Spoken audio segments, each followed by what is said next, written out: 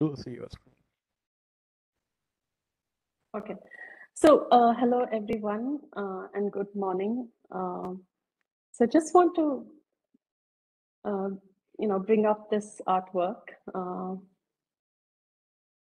So, does anyone recognize this art? If you do, can you tell us what you know about this and why it's been in the news recently?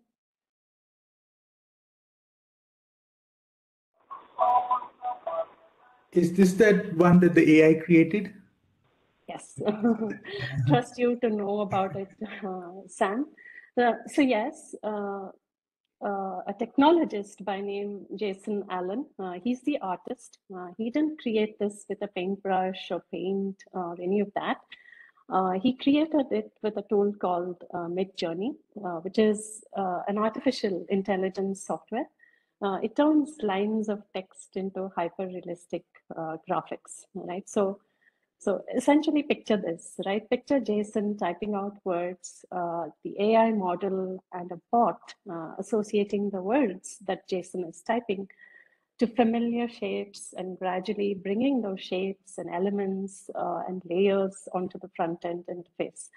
And the model and the bot just spitting out this image like this in few moments, right? Someone who saw this said that it is borderline magic, right? And Jason himself, when he first started to obsess with these AI models, he said it felt like some outwardly force was involved, right? When he started to type the commands and type the text and witnessed how well the AI could convert his instructions into these image.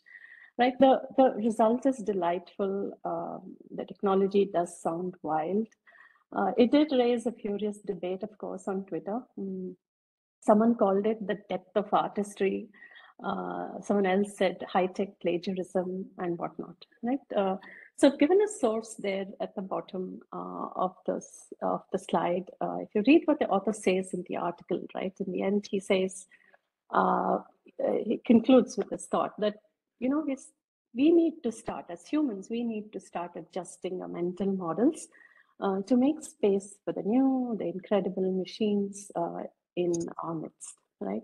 Okay, so I do, of course, solemnly swear that I'm solely responsible for this presentation. Midjourney or any other AI software was not involved. Save just one picture, just coming clean. Save that, it's just me from reading, from experience, and good old MS PowerPoint, right? And I equally trust all of you to be humans, not bots, present here in WebEx. So glad to have you all in the session. Let's get on with it. Okay, so here are the broad areas I'll be covering. I have a lot to cover. So the case study will be a link to a fascinating study about a company that has creativity and innovation truly ingrained in like everything that they do, right? So during the course, we will be posting some questions using Slido to stir like a communication. Feel free to pepper me with your questions and thoughts. You don't have to raise your hand, just interrupt. I have buffered some time for Q&A, but if you have a thought that cannot wait, just feel free to jump in, okay? Oh yeah, so that's me. I've been at Cisco for too many years that I care to admit. That's the AI generated image.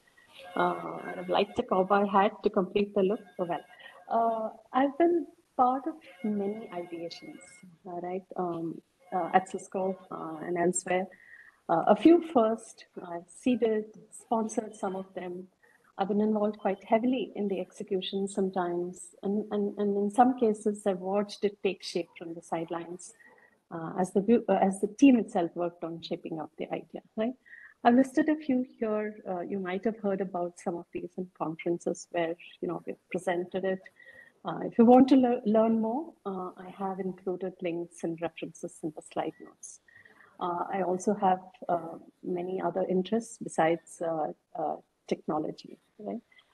So I think, talking about the topic, right? It is said that everyone has the ability to become more creative. And And I believe that everyone should make at least some effort to do so if you aren't, all right? Or if you believe that you aren't. And this is something that we that I pay very close attention to in our group, in our content group. It's very important for tech docs or content teams to build their brand around being deep thinking teams or forward looking teams, right? Just as the rest of the product teams, I believe that it's more incumbent on the tech doc teams to be thinking, to be working along with engineering and product teams, right? And to think about the future and brand ourselves so, right? That said, I don't claim to be an authority or even mean to present myself as one on this topic. But do look at what I have to share here as just a collection of ideas that I have gathered or implemented, through experience, right? Okay, I'm learning along with the rest of you, just level setting there. Okay, I'll give you a minute to read this text.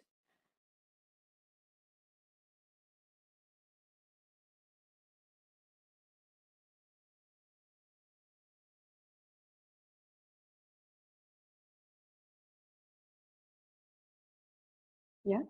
So I guess just invoking the code, as they call for theater and dance, the English translation does not quite do justice for the original in Sanskrit, but I have included the Sanskrit, the original version in the notes, so do refer to it.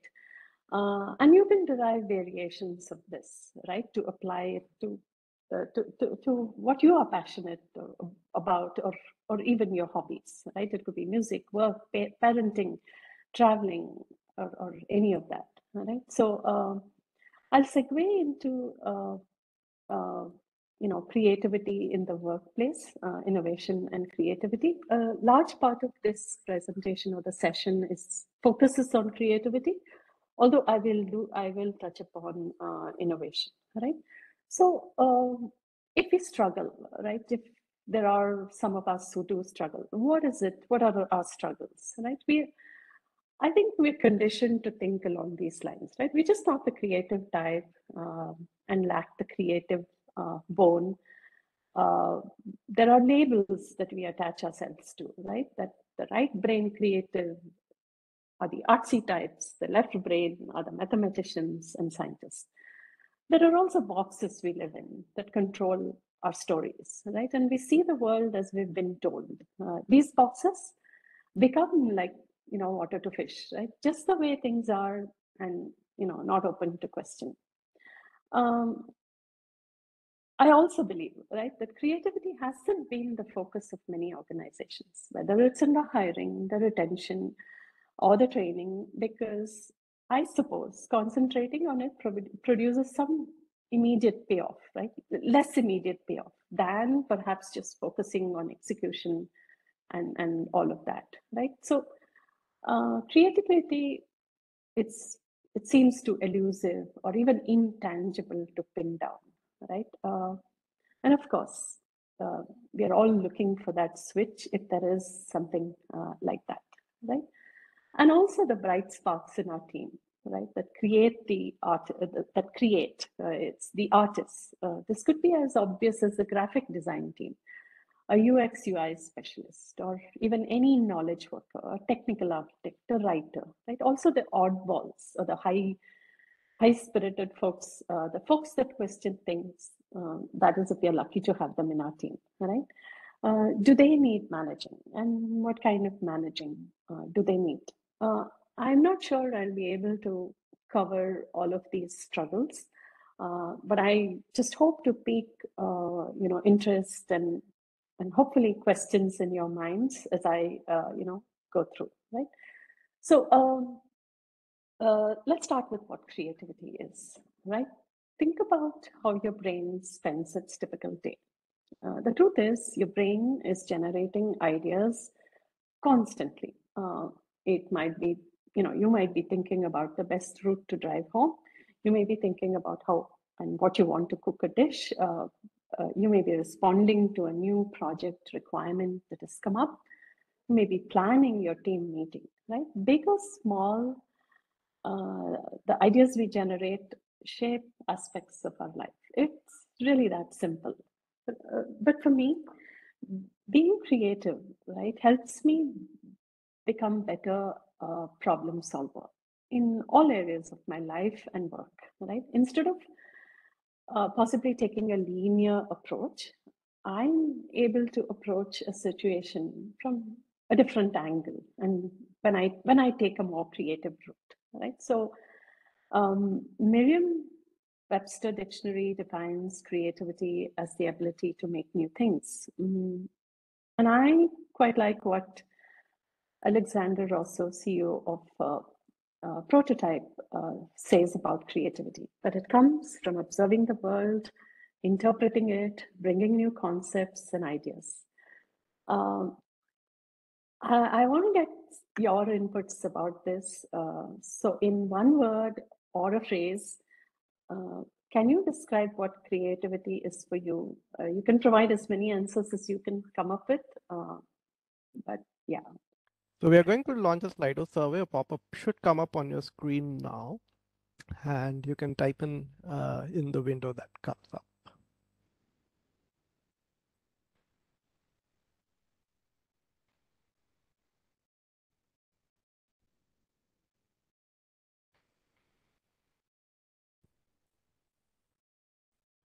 Sanjeev, the window disappeared for me. The window disappeared. We can't see the window.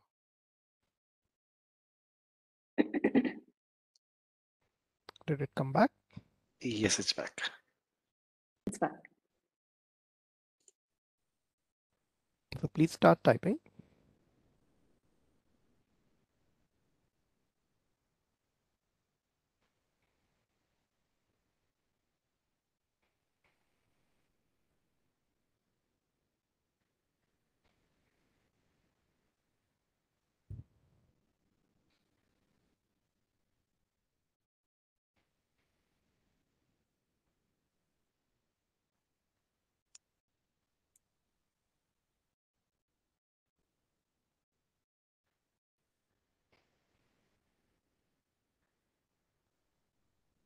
Yeah.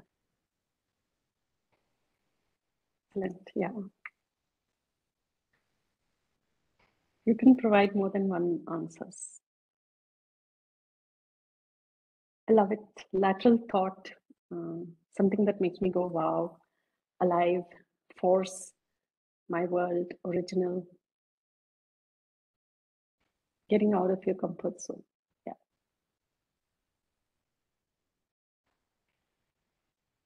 Joy, sparkling flow. Yeah, I'll probably touch upon that aspect, the flow,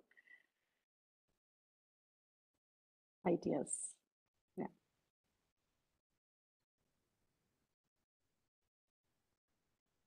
Why didn't I think of it?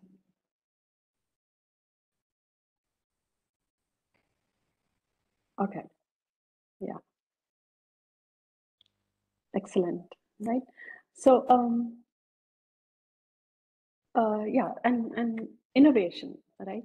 Y'all see my screen? My screen is back, right? Yes, it is. Yes. Okay. So it's described as a new idea, a method, or a device, the introduction of something new, right? As I go through the session, they're not too different, right? Creativity and innovation. There is definitely a relationship, I would say, between them, right? Innovation is something that transforms those new ideas into practical real world products, right? It's a natural step forward, like a leap to the next gen of that concept. It can be completely new, or it could be a different way of doing something altogether, right? You probably cannot have a conversation about creativity and innovation without invoking Steve Jobs, I guess. So, well, he's called a creative genius, the forward thinking ability he had to imagine new products, ideas for products, and also to see new connections between different things, right? So combining an iPod, the iTunes store, an internet browser, a camera, a GPS, and a cell phone to create the iPhone. Right? The company he led, Apple, was innovative in a manner in which they interpreted and executed on those forward-looking ideas to create almost what I call museum quality level products, right? Of value, the aesthetics, the functionality, and simplicity of their product design, right? So to me, creativity and innovation, especially creativity, is a feeling. It is a force. It is the source. It's an energy that gets caught up, I guess, and just sort of flows through us. It's also like, some people describe it as an entity, like the wind, right? We can't see it, but you can feel it, and you can just know that it is there. So it's the ability to see new things versus a force. It's the ability to think of new ideas versus like an energy, right? So here are some, phrases that describe, both the creativity and innovation, the relationship that exists between the two. It's tempting to think of both of these as a rare skill belonging to a specific type of people, like the Steve Jobs, the Da Vinci's, the Elon Musks of the world. But like I mentioned earlier, I do think everyone has the ability to be more creative, to innovate. And I think it's just that we undermine it and block it for ourselves, right? So let's explore if there is something as a creative state, or is there something called the creative flow, right? So first, and perhaps the foremost, is the creative state has a keen sense of curiosity as well as intuition, right? You've all heard the famous commencement speech from Steve Jobs, and he goes into this about curiosity quite a lot, right? This is, a genuine desire to explore and understand, almost like wonder, right? Like there is something to discover in this world. This is the state where, we don't strive to be right. And it is so difficult, right?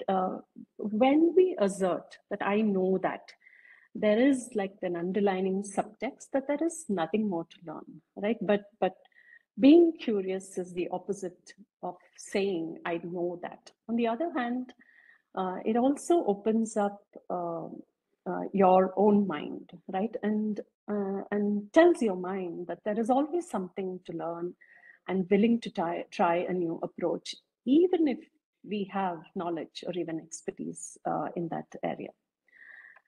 The second point, right? Have you ever been completely and utterly immersed in a task, right? When you've been oblivious to the outside world, you're focused only on one task, what's going on right there and now.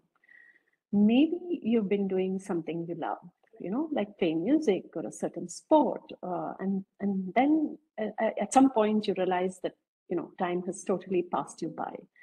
If you've answered yes to any of these questions, it's likely that you've been experiencing a state of flow. You're immersed in a task, and sometimes attaining this flow state, right, is as simple as doing what you love, right? Find the times when you do best, and adapt your schedule, I guess, to that rhythm, right? Of course, creativity does not have a step-by-step manual, and we need to let things happen naturally, right? Sometimes working on a project can feel like an empty page, right?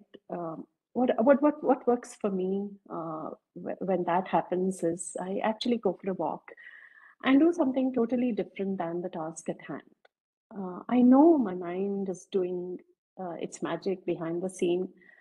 It's probably taking the mind from the stress of the task, but it is still putting together pieces of the puzzle to come up with a solution, right? A third characteristic, and perhaps the most difficult, is the willingness to surrender our perceptions, biases, and beliefs, right? This is a really tough one. We have our beliefs about the world, about XML, about data, about videos, how they should be. And I think they form the lens through which we interpret everything, right? To interpret our experience. In a creative mindset, one's got to recognize our beliefs as just that, right? What we believe, and possibly not the objective truth.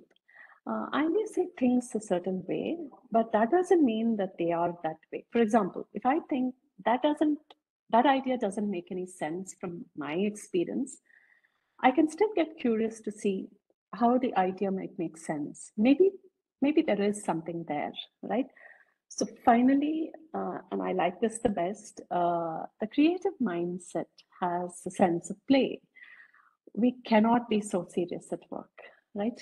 While as leaders, we are wired, especially like in our role, right? To look out for threats, to be cautious, to make evaluations, right? That's just the nature of our job. Playfulness at work is engaging. It has a sense of humor, of enjoyment, of exploration, all right? Try bringing in play to your work. You'll see a genuine team-based environment that gets formed when you do that. Connections getting forged. And I guarantee you this, right? It will spark creativity. Ideas will flow. Inspiration will be there across your teams, right? You'll also see a sense of belonging and safety that gets formed in the team when you do that, right? So overall, to summarize this slide, creativity happens when we are free to be ourselves, when we give ourselves deeply to a problem, right? That's one of my favorite words, right? Think deeply, do deep work, and so on. And it also happens when we are open to new possibilities. So this is the creative side, okay?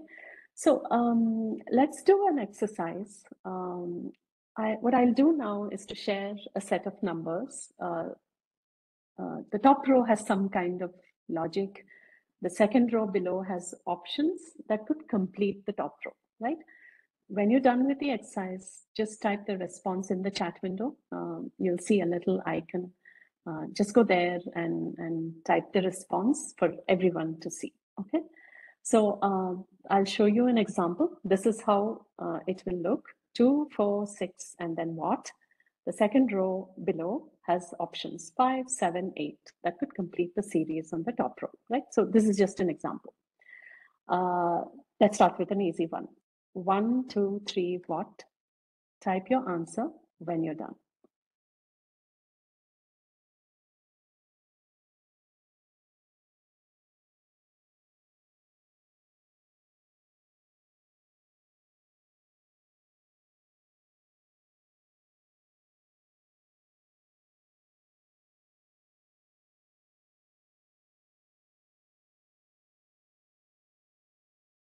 I'm waiting for more responses. So if you haven't, please type it in. Okay, yeah. Most of y'all have selected 4. 4 is the correct answer. However, it's not the only logical answer, right? And I'll also say that you can stop typing, I guess, right? So it's also the least creative answer, right? And we'll see why.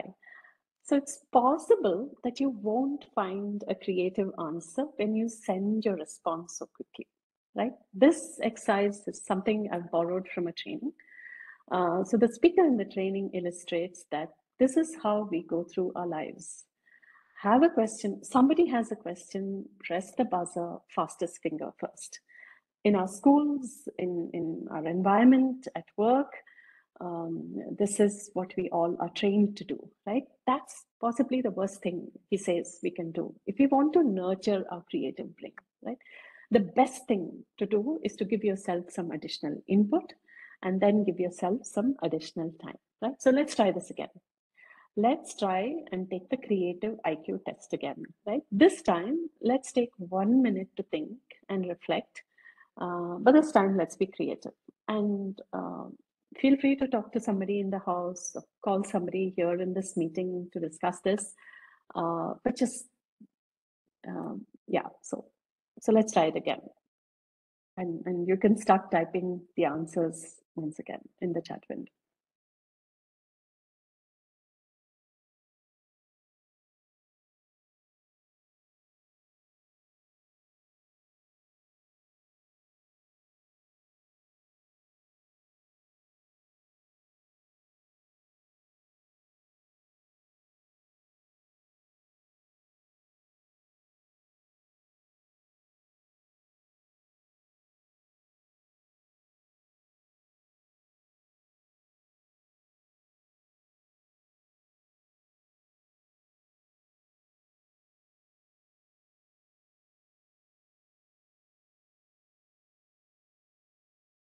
All right.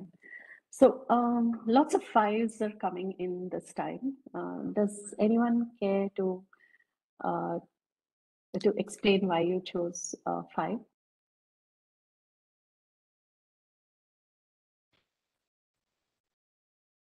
So the logic I used was 1 plus 2 is 3, 2 plus 3 is 5 in that sense. Okay. So it's the Fibonacci, right? Yeah. Anu, it's 1 plus 2, 3. Then again, I'm adding 2 plus 3 is 5. That's the. Okay. All right. Okay. Yeah. Gotcha. Right. So yes, 5 is possibly because these are numbers. Another answer to that. That's fine. That's quite a creative answer. These are the numbers that can only be divided by 1 and by themselves, like prime numbers, right? So 5 is one answer. Then we have this. There are a few of you who have said, like 2-3 people who have said it's 8, right? So the 8 is turned 90 degrees, forming the infinity sign. The thinking being the numbers are increasing higher, and the last box is any number over 3, right? And of course, there is this one. 4 and 5 are both answers, and this is how you can arrange it, right? And of course, there is this one. All 3 are correct answers. There's no stopping at 5. There's no stopping until 8, and you can just keep going, right? So I guess the point being that creativity and innovation, right, needs to be nurtured. It needs time to evolve. These are not flashes of brilliance that occur. And one needs to work at it, give a lot of yourself to it. And that is what everyone has done, right? Like all the great people have done that, right? They've given themselves, surrendered themselves wholeheartedly to the job, to the task, and to the idea. And they make it look easy. We just see the end product. Behind that goes time and ideas and pain and a lot of that. Okay. So we've seen, this thing about innovation, the definition of an innovation. If there's a word or phrase you can think about, go ahead and put it in the Q&A. It would be great. I'm at the halfway mark, so I'm going to rush. So design thinking is a very popular problem-solving framework. It is also applied to innovation as well. I'm sure a lot of you have either taken design thinking trainings in your organizations, or have read about it, or have applied it in your work as well. So I won't go into that, but it's definitely a beautiful representation of how an innovation or an idea can be taken from conception to an end product, right? I have put together what I call the innovation distillery, right? It's borrowed from the concept called Art of Thought by Graham Wallace. It's very popular. It was developed sometime in the 1930s, I guess, right? So the first stage is the inspiration stage. This is the essence of all innovation, right? And it's, again, deceptively very simple. Those 5 words, creativity is just about connecting things, contains multitudes, right? This is the philosophy, of course, of Steve Jobs' work as well. He connected the humanities to the science, creativity to technology, arts to engineering, right? Learning, at the heart of inspiration, I think, is learning, right? The notion that learning naturally leads to cross-pollination and ideation can lead to action, and action is how innovation comes to life, right? So this is what great innovators have done. They learn about anything and everything. They gather information and materials, identify sources of inspiration, and acquire knowledge about the idea or the project. And I believe this is often a solitary process. When I say solitary, I do not mean secretive, right? It's the time for individuals to think deeply, to engage with the idea by going out into the world to understand, stuff, right? Next comes the incubation, right? Ideas and information gathered in stage one marinate in your mind. They simmer, the work deepens, and new connections are formed here in this stage. This is the time to take diverse viewpoints, right? Bring teams together, talk to different people in the organization, and allow yourself to be influenced, right? So that you and your team can find new ways to bring things together, right? It's the time for techniques like rapid ideation, brainstorming, whiteboarding, and so on, right? Within your group as well as with external groups. I have personally faltered here, right? The inspiration has been so great, and I've come up with this brilliant idea, and I have a team that understands it, that gets it, and I have not got those tested or even partnered with somebody else, like a customer or the company think tank on those, right? And what I have learned, right, is that your idea is inconsequential if it is done in a silo, right? I mean, a silo with your team. If your team does this, right? This is a rule for me now, to keep your team and the product team close to you, but to keep the customers and the sales team even closer, right? And it's something that we have learned over time and doing, actually quite well. The results have been fascinating, right? It's not, your idea is never a threat when you open it up to somebody else. That's like been the discovery, right? People, it's just fascinating how people can help shape your idea, right? When we go to some other, like the sales teams who are farthest from generally a tech doc or a product team, right? When you go there and get insights from them, when you hear from the customer about that idea, right? It's the results have been brilliant, right? Next comes the elimination. I want to pause before I get here to the next stage. Do you have any questions? I've been yapping away.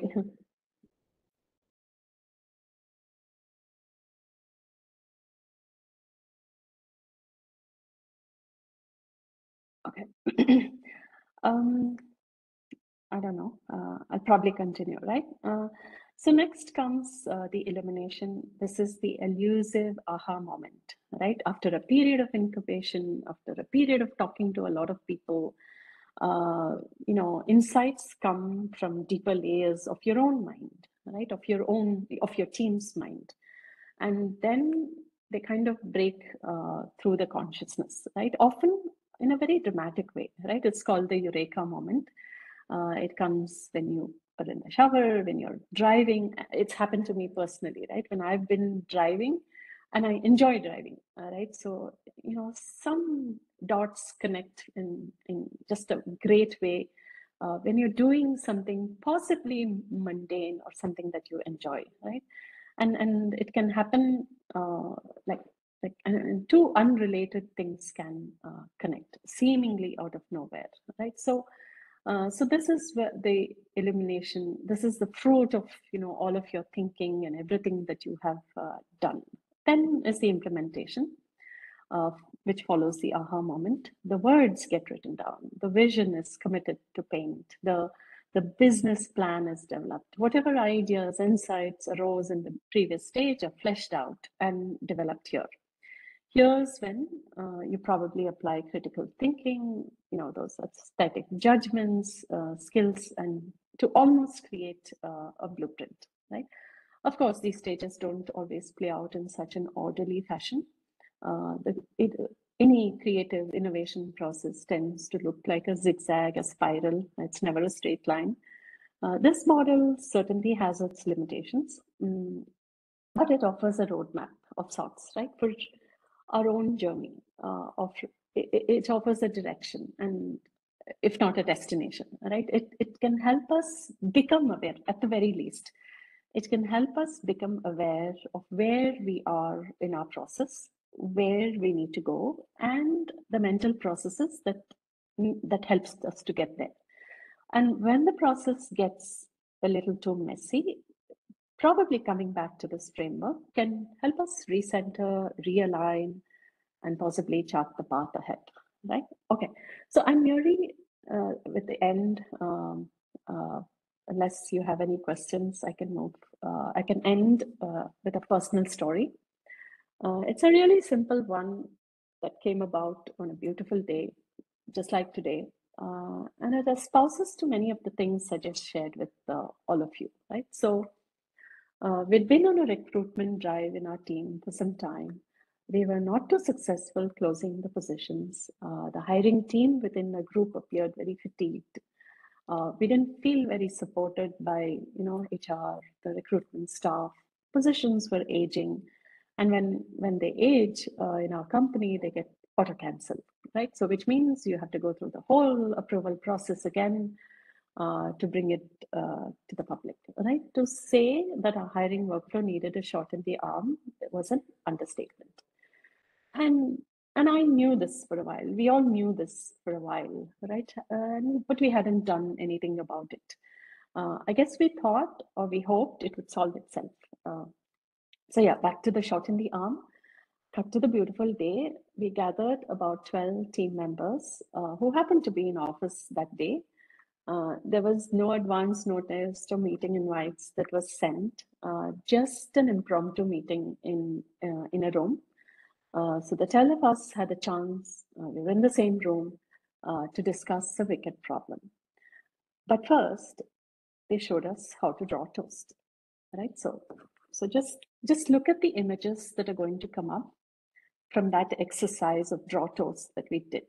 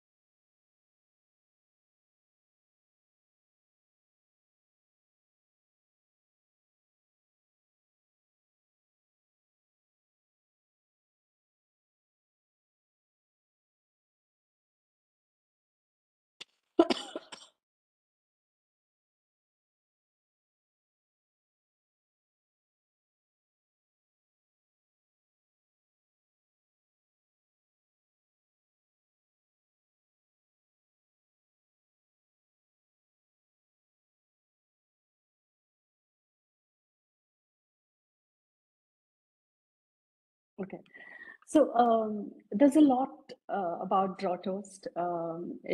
There's actually a beautiful TED talk around this topic. It is simply a quirky design exercise. You can think of it as an energizer that gives insights into how we frame ideas, right? How we communicate it, and how we solve problems using the systems thinking concept. Right, the exercise is used as a warm-up and an energizer activity. And there are three parts to the activity, right? First, the drawing, and then the nodes and the relationships. Believe me, no instructions was giving except to say, just show me how to draw toast, right? So most of them will add nodes and have relationships associated to each one, right? Then what you do is to work as a team and refine the making of the toast, right? And finally, you use charts, you use boards and all of that, and create group notes to produce like a model of the problem that you were trying to solve in the first place. In our case, we brainstormed on how we can make hiring a great experience for us as hiring people, and as well as the candidates. We worked in groups and produced about 80 ideas in about, I think, 15 or 20 minutes, right? Just 14 people in 20 minutes, 80 or so or more ideas, right? And I think it's something that you can apply. It goes back to the idea of play, bringing play into your work. And it's something that has worked, super effectively, as I've mentioned earlier, right?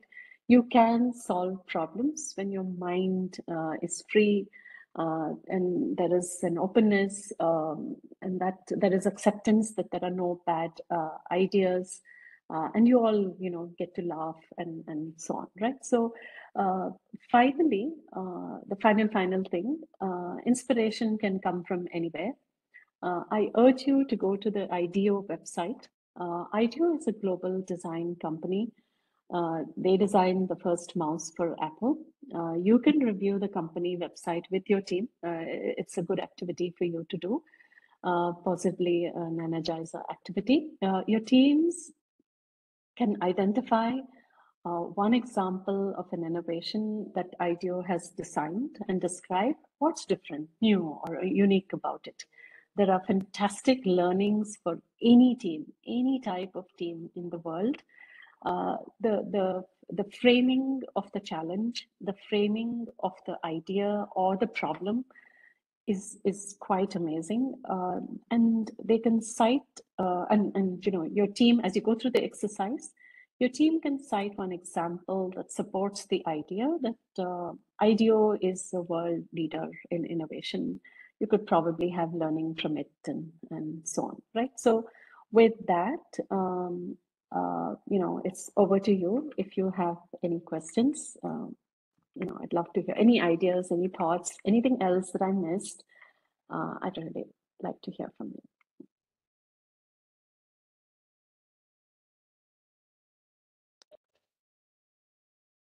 Great presentation. I know it was really informative. The only challenge I feel is taking this to the team and encourage the team to innovate and be creative. Because we always think about creativity and innovation when we have a problem, but it should be very much habit or a culture in a team, so that we always try to focus on improving the existing thing. Yeah. So as I said at the very start, right, TikTok companies, TikTok functions in most companies are somewhere lower in the food chain, right? It is very, very incumbent on us that that we think that we brand ourselves that way, right? That we think that we are forward-looking, and so on, and be inspired by it. I think that's the whole purpose of this presentation, right?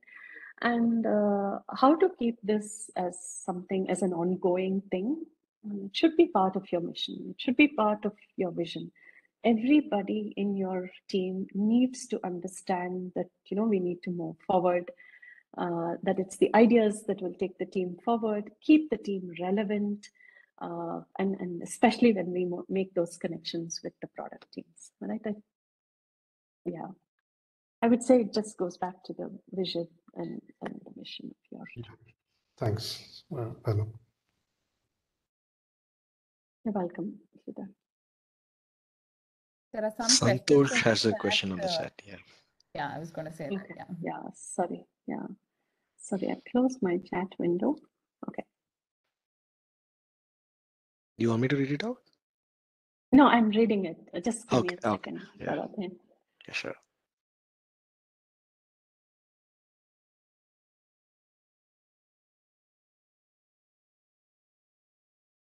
Okay, all right. Some companies, I've heard that Google and some companies allocate 20 or 30% of their time for innovation and creativity, right? This means that, you probably discuss this with your manager and seed it, right? The way I look at this is, yes, it's very hard to create time, to carve out time from an already busy schedule. We're already stressed, right? And then the company, the team, the manager is asking you to be creative and innovative, right? I think, again, it just goes back to the team's strategy. It is part of the DNA, just as you do a project, right? We're all, what is table stakes for a content team, right? It is to deliver documentation, content, and a multitude of that in a timely way and with quality, right? And those are table stakes, right?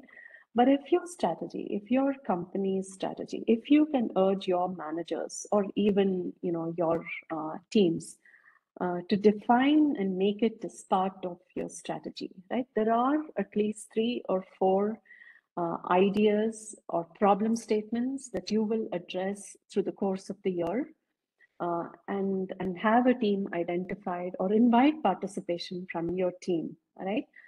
Then you kind of structure innovation as part of your regular work. I don't know if anybody else wants to jump in and provide an answer. I'd like to honor Ami here. Sure. Hi, Santosh. So, Santosh, one way that I have found that helps me as a manager and helps my team is to occasionally step back from my work and look at it and ask very simple questions such as, why are we doing this particular way? Is there a better way? And better necessarily does not mean faster. It could be a more detailed way. It could be a happier way. So just asking very simple questions, challenging the status quo, saying that, why are we doing this? Why not some other way? Is something else possible? And if I try that other way, what's the worst that will happen?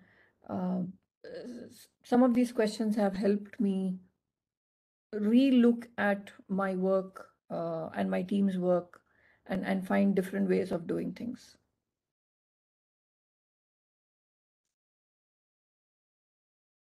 Thanks. Yeah, I think great session and good questions also. Sharath has put a feedback form in the link. Keep the questions coming, but there's also the feedback form. If you could fill that out, that would be great.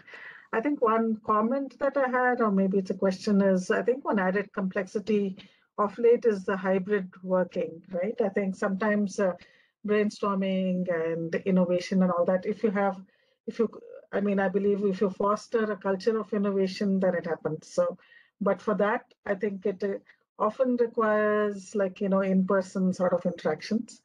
So have you faced any challenges like that, and how have you overcome that? I guess is the question.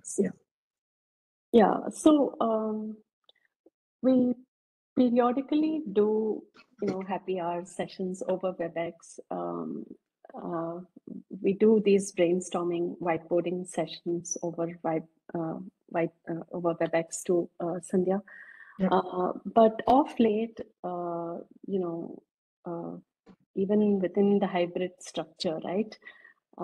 We are going into office for that human connect. Right? We are trying to, come back into the older mode, not forced, right? It is completely dependent on, the individual, and we try to facilitate, people who are at home as well. But just being in the room has helped our team. There's so many. We are actually doing more whiteboard sessions than we did pre work from home, the COVID issue, right? So, so I guess, I don't know if it is controversial. I think nothing beats being in the same room. Yeah. The team is geographic, outside of, just the fact that we are working from home here. The team is globally dispersed, right? So to kind of get that balance, to find that sweet spot where you have the use of technology through WebEx, which makes it very real, right? Especially when you're in the office, right? So we are doing a lot of that, being more sensitive to the fact that there will be people who will feel left out and so on, right? So, but yeah, I think nothing beats that, but I guess striking a balance is the next best thing. Yeah. think there was another question from Archana in chat. In the meantime, I'd just like to add, this is Vineet here. I think you just mentioned it in passing, but I think creativity itself seems like a boogie sometimes. But what you said in passing, right? When you're doing something else, you may be gardening, you may be driving, you may be doing listening to music, and sometimes that's when an idea strikes, right? Which is completely unexpected. And I think those are moments to kind of, capitalize on. And all of us have those moments. I think they just pass by in the rush to do other job, right? Other work that we, I think that's what Santosh is alluding to. I think the key is to also train ourselves to kind of capitalize on that quick flash of thought that comes and then goes, right? It could be not work related, but Right. I think that also comes from practice. And the other thing was also the toast to making the exercise, right? I think that was to help folks just, enjoy doing something else. And then without them realizing it, throw a question which kind of has already opened up their minds and made them happier. So that's just a thought, not a question. Yeah, thank you, Vineet. So I'll just quickly address Archana's question on the AI ML based innovation and what we contributed, right? This was completely so just taking a step back, right? The nature of AI ML is that it needs to be applied to every single domain. If you apply it to like one type of art, you need a group of individuals applying it to a different domain, even if it is slightly different, right? Like from Bharatnatyam to Kathak, you just need people focused on each domain, right? So that is the nature of AI. And if you apply it to banking, even within banking, if it is about loans, you just need to go all out with banking loan if you're trying to build a system, right? It is true for documentation as well. Despite the fact that we are we claim to have a structured content, AI ML requires truly structured content. Every word has a place, has a cell in your dashboard, in your database, right? So that's what we did. We kind of had a model and a model that we trained our domain, right, which is routing, and one small piece of the domain called I believe it was segment routing, right? So you train the model using thousands and thousands of questions, scenarios, and add layers to the complexity, and so that when that you can let out a bot there that is able to handle human questions. So that's what we did. And what I'll do is to share links to some of the work that we have done so that you can find out more about it. Right? Yeah, I know once we start, once we start the podcast, maybe you can come and talk to us about, this project or any other project. I think the podcasts are going to be short, just 20 minutes. So we can just take one idea use case and talk about it. So maybe that would be interesting to people as well. Yeah, sure. I'd be happy to provide your feedback, folks. Sharath has shared the link. If there are any final questions, feel free to ask that. But it was a brilliant session. I think it was truly a grand finale. I think it elevated the whole discussion. And, I think this was a session I was waiting for in this leadership series to, kind of just take it to that strategic and, kind of leadership thought kind of session. So yeah, thank you so much, Anu. I think that was a wonderful session. And definitely a huge shout out to Sharath, who's our Chief Volunteer Officer. I think for all these sessions, I think would not have happened without you. I think Sanjeev has also been, involved in the co-hosting the WebEx session. So thank you. I think it's all happened a lot to you folks. We are working on the certification for everybody who's contributed. Of course, the instructors, also the ones who have, for participants of, participated in multiple sessions. So we are working on that. We're also looking for more volunteers. Shout out for that. I think Sharath will put out a post, asking for volunteers. So I think it would be great. If we have more volunteers, we can just do more and, quickly. So would really appreciate any help anybody wants to do that. So yeah, I hope all of you are on the MTD's, kind of group. And we're always looking for more suggestions on what to do, but we are having podcasts coming up. We're looking for volunteers, and I think we're going to just continue having these regular sessions with all of us. I think it's a nice little community here now. So thank you so much to everybody, for joining in and, making, and hopefully this has helped you and, you've got some takeaways from this. I think it will be interesting to hear also, from the year, what is it that some takeaway that you've had or something you've implemented at work? I think that would really show that, you've had some concrete takeaways from these sessions. So would love to hear that as well. So maybe we'll do an overall feedback for the series at some point as well. So yeah, I think with that it's 11. Yes, I know. Yeah. Thanks everyone. Sandhya, have a good day. Bye. Yeah, thank you. Thank Have a you. wonderful day and weekend. Bye-bye. Bye. You, bye.